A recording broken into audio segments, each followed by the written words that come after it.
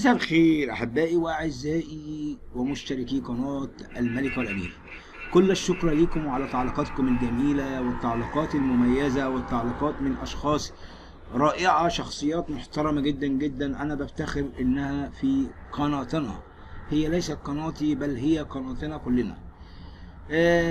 مع الألم، مع الأسف، مع كل الحب ومع كل التقدير، صوابعك مش زي بعضيها.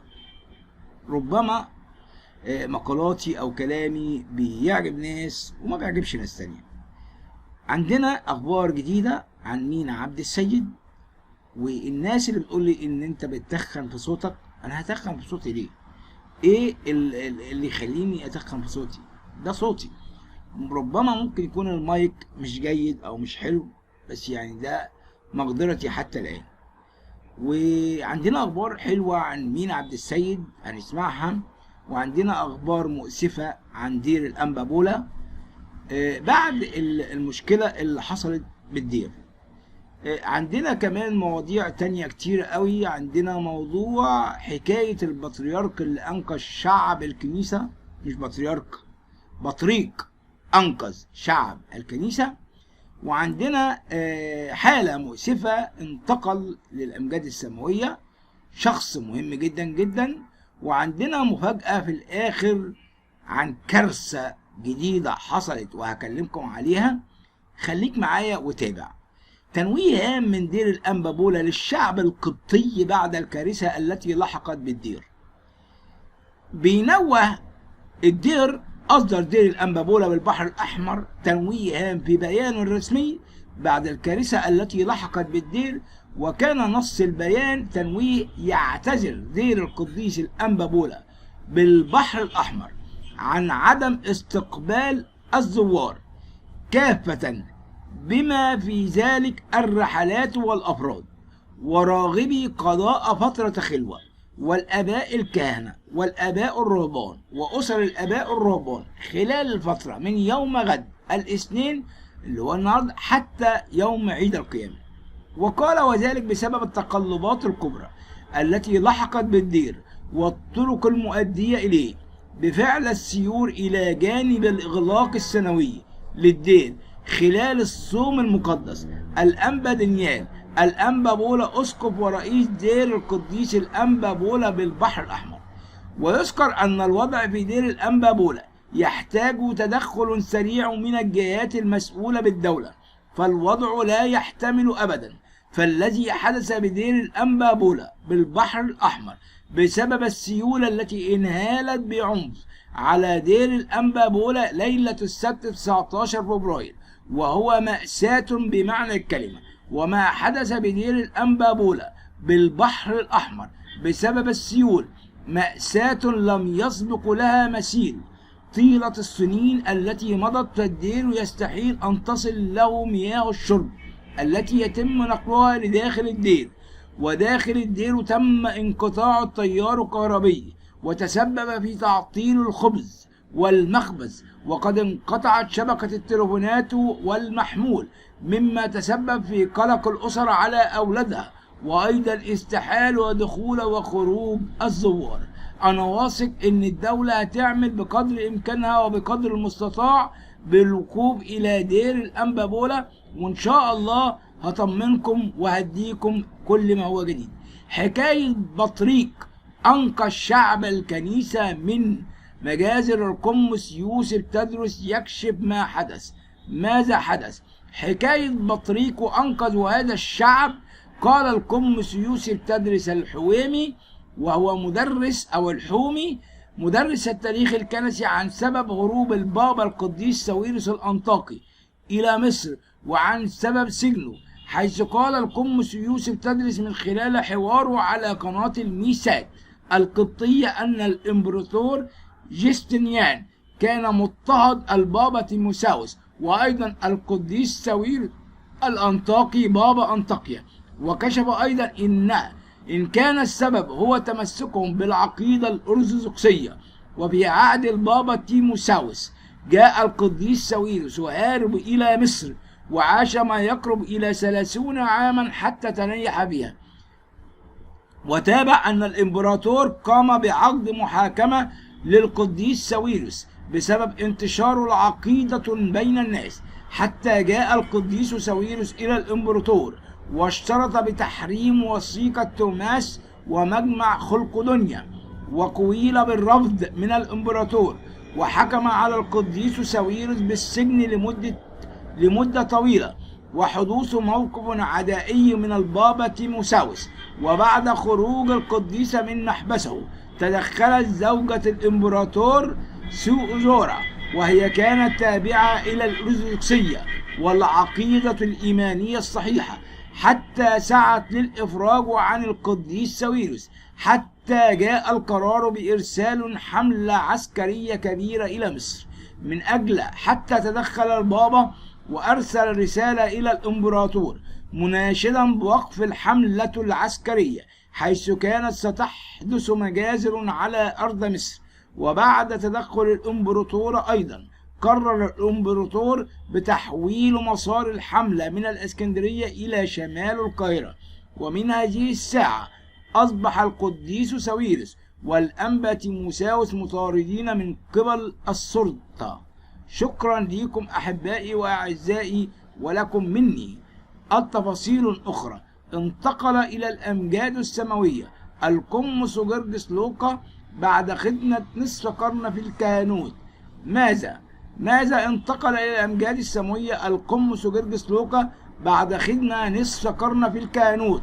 رحل القمص جرجس لوقا راعي الكنيسة ما لا يرى ربي باريس في الساعات المتأخرة من أمس الأحد بعد خدمة كهنوتية تقارب النصف قرن، بعد صراع مع المرض تعرض له خلال الفترة الأخيرة من عمره.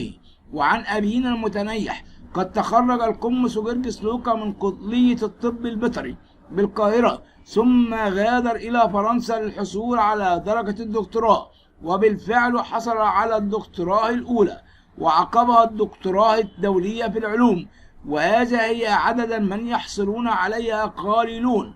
وسمى أبينا القمص جرجس لوقا كاهنا ورشم كاهنا أيضا بعد حصوله على الدكتوراه من يد قداسة البابا شنودة الثالث. وكان والده هو القس لوقا اسكندر كاهن بأحد الكنائس بمحافظة طنطا.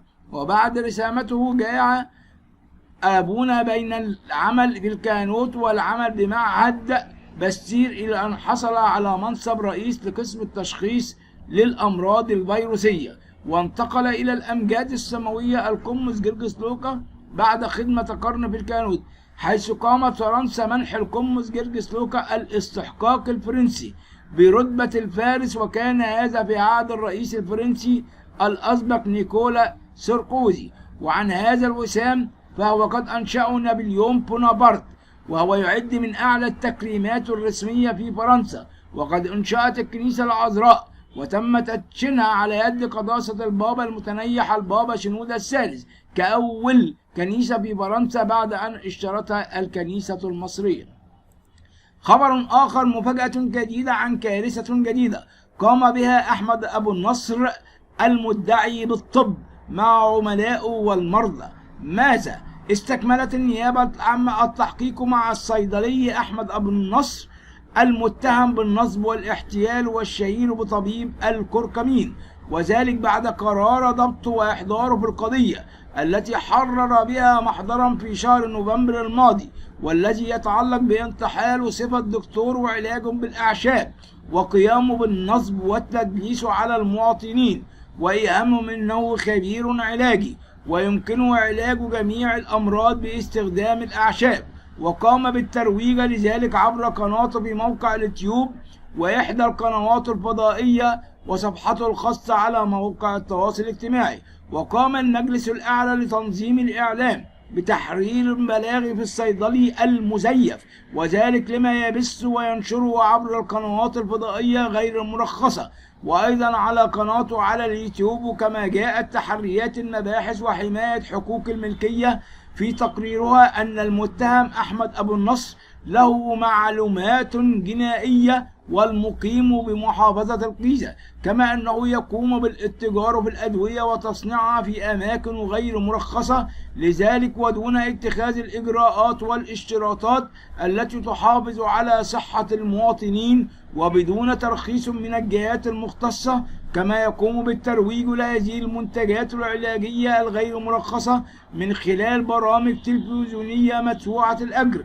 يقوم بها عبر قنوات فضائية عديدة معظمها غير مرخصة وتبث من خارج البلاد. كذلك إدارة عدد من المراكز العلاجية والمنافذ الخاصة ببيع الأدوية والتي جاء أن جميعها غير مرخصة. وبعد تقنين الإجراءات والتنسيق مع قطاع الأمن الوطني مديرية أمن الجيزة تم القبض على المتهم واستهدافه هو والمراكز الخاصة به، وأمكن من ضبط مركزه الرئيسي لإدارة عمليات القناتين المشار إليهما. كذلك أمكن القبض على موظفين بخدمة العملاء والمقامين بمحافظة الجيزة وبالتفتيش، كما ضبط 50 قرص صلب وتبين تحميلهم بملفات تحتوي على أسماء الموزعين في مختلف المحافظات وكذلك الأدوية المطلوب توزيعها على العملاء والطرق العلاجية لاستخدامها. كذلك تم ضبط برامج للتجسس على العملاء وتسجيل المحادثات بينهم وبين خدمة العملاء وملفات فيديو يقدمون خلالها الوصفات الطبية للعملاء والنصب عليهم.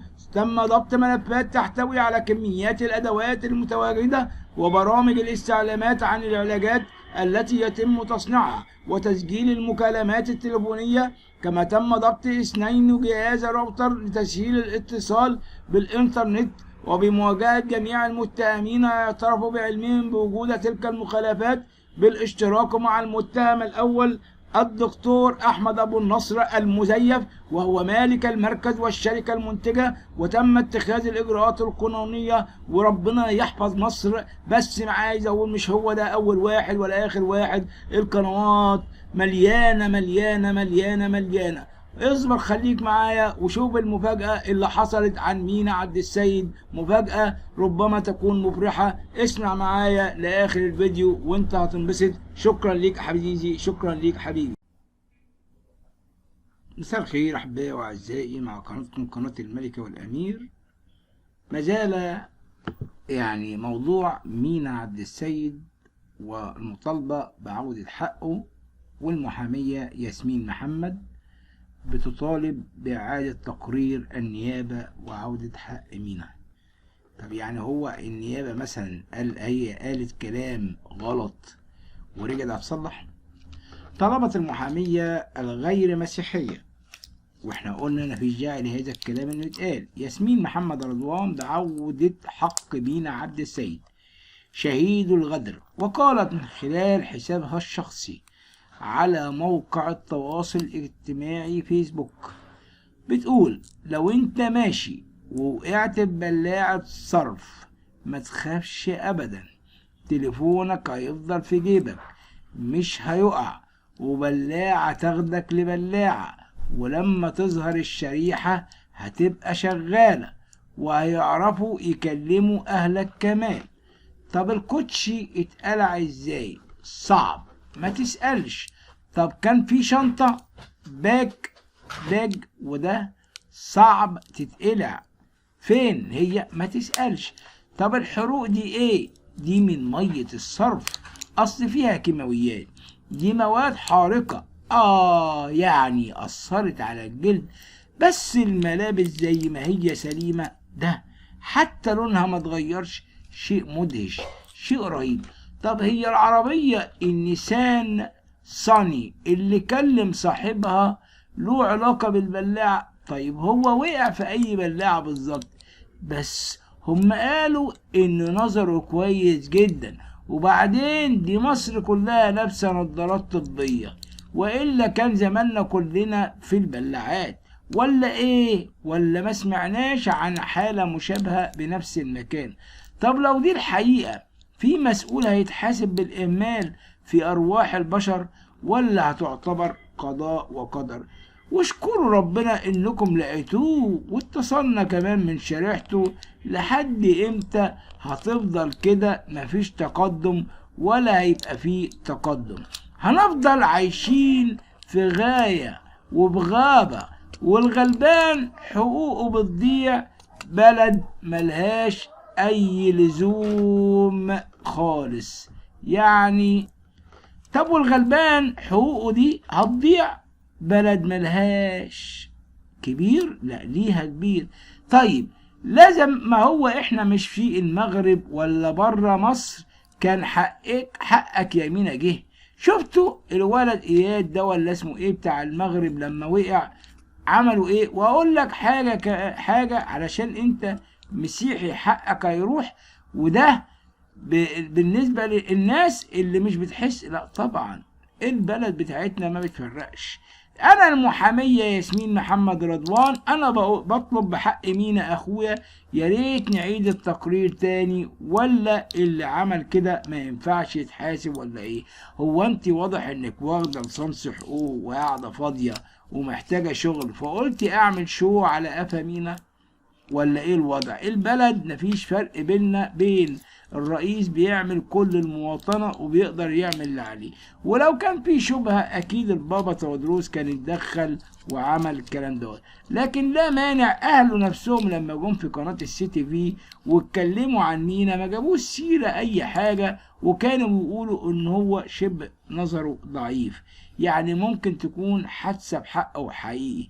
اي نعم الموبايل لما يقع لو وقع، بس ممكن يكون يعني البلاعة اللي وقع فيها مينا المية ما وصلتش للخط، ولكن ده برضو كلام غير منطقي. الخط يبوظ، هو طلعوا الخط من الموبايل وكلموا في حد تاني، اكيد ممكن النحاسة لما تتمسح ممكن اعمل منها مكالمة. بلاش افتراءات على الدولة، بلاش اي حاجة. طب احنا لو قلنا نتكلم وحبينا نتكلم، طب اللي هو مينا ده، يعني هل مينا مع احترامي لشخصه وانا يعني انا معرفوش، بس هل مينا هو شخصية سياسية وتم اغتياله مثلا؟ هل مينا كان ليه اعداء كان بيبشر بالمسيحية والجماعة الداعشين حبوا يتخلصوا منه؟ كل الكلام ده طبعا يعني مش منطقي. مينا كان انسان بيعرف ربنا، وكان اهله بيقولوا ان هو قريب من ربنا. طب يعني ايه العلاقة او ايه الشبهة الجنائية؟ وحتى ان كان حصل حادث وكان في كراهية، ما كانش فيه للداعي لكل الكلام ده والإزراء. لكن بيقولوا كلمة حلوة قوي، هل لك هو حبسها واخد بالك انت، وقيدها عشان يرويها. يعني ايه الكلام دوت؟ انت احبس نفسك جوه وربيها على ايه؟ ربيها على الصلاة، ربيها انها تعرف نفسها، تعرف ربها، تعرف كل حاجة. يا جماعة الكلام ما هواش اي حاجة بتتقال وخلاص، يعني ما هواش لت وعجن ان انا اقعد اتكلم في حق الدولة عشان الرئيس سايب كل اللي يتكلم. لكن تعالوا نبص للقضية يعني برضو تانية. فاطمة نعود تخرس الألسن مهاجمين إبراهيم عيسى وتؤكد دعمها له. إزاي؟ أخرست الكاتبة فاطمة نعود ألسن جميع المهاجمين للإعلام إبراهيم عيسى، وقالت من خلال حسابها الشخصي على موقع التواصل الاجتماعي فيسبوك، بتقول إيه؟ أشهد الله تعالى شهادة أحاسب عليها يوم الموقف العظيم أن الإعلامي الروائي المحترم إبراهيم عيسى أحد أكبر المدافعين عن الإسلام ضد مشوهيه. وقالت: لكن بعض من يختلون أدبيا يخافون من كساد بضاعتهم على يديه، والبعض يرددون ما سمعوا عنه من خصومة أنفى الذكر دون استقصاء البينة، والبعض لا وقت لديهم حتى يقرأوا ويتبينوا ويتدبروا كما أمرنا الله تعالى في كتابه الحكيم، فيسددون الرماح مع الباقين بالمحاكمة. يذكر أن تعليقات المهاجمين بسبب ما حدث، إبراهيم عيسى اتجنن رسمي، وقف وانحنى احتراما لمنى زكي. قلنا مش مشكلة، ذوقه كده جاب إسلام البحيري المعتوه وتطاول على الشيخ الأزهر. قلنا تافه تطاول على دكتور الصيدلي عشان بيقرأ القرآن في الصيدلي. قلنا سفيه أساء لسيدات الصعيد اللي هم أرجل منه. قلنا عبيط. لكن يا هيما تغير الدين وتتكلم في اللي مالكش فيه وتفتي، نقول لك لا كده اتجننت رسمي، اياك تقرب من المنطقة دي. وقال اخر: قررت انا مصطفى درويش بمقاطعة اي برنامج لابراهيم عيسى والاعتذار عن فيلم الملحد اللي صورت فيه 4 أيام بسبب ان مؤلف القصة هو ابراهيم عيسى، لان واضح ان الحرب دي ممنهجة، وانا ما اقبلش ابدا اكون اداة للحرب ضد ديني، ولو التمن هيكون ايه اسف جدا وبعتذر لكل فريق العمل.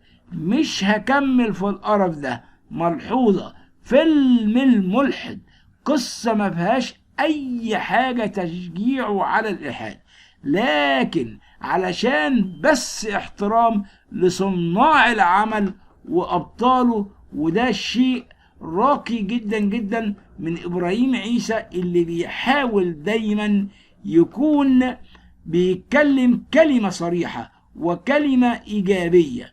ولكن كل من يريد يعني اي كلام في اي كلام. الاعلامي عمرو اديب يحذر الجميع من 6 اشهر القادمة. حذر الاعلامي عمرو اديب خلال برنامجه الحكاية ان الدولة معرضة لازمات ومشكلات، وقال على الجميع ان يتحمل الشهور القادمة من موجة الغلاء التي ستحدث. وكشف أديب عن البلاد التي بدأت بالفعل في موجة الغلاء مثل تركيا وأمريكا وبريطانيا بسبب الخامات والطاقة. وقال أيضا الإعلامي عمرو أديب خلال برنامجه الحكاية إن جميع أجهزة الدولة تبحث عن الحياة الأفضل للمواطن. هذا التضخم العالمي في معظم دول العالم. وكشف عن أهمية قيام رئيس مجلس الوزراء الدكتور مصطفى مدبولي مع وزراء الصناعة والتجارة قبل دخول شهر رمضان. كما كشف أن مصر نجحت في العبور من التسونامي الاقتصادي الذي تعرضت له الدول، وتمكنت من العبور منه بنجاح. وعن أسعار البنزين في أمريكا وفرنسا وبريطانيا، فهو مرتبط بأسعار براميل البترول، وأكد على أهمية وقوف الجميع مع الدولة والحكومة لتخطي هذه الموجة القادمة من الغلاء.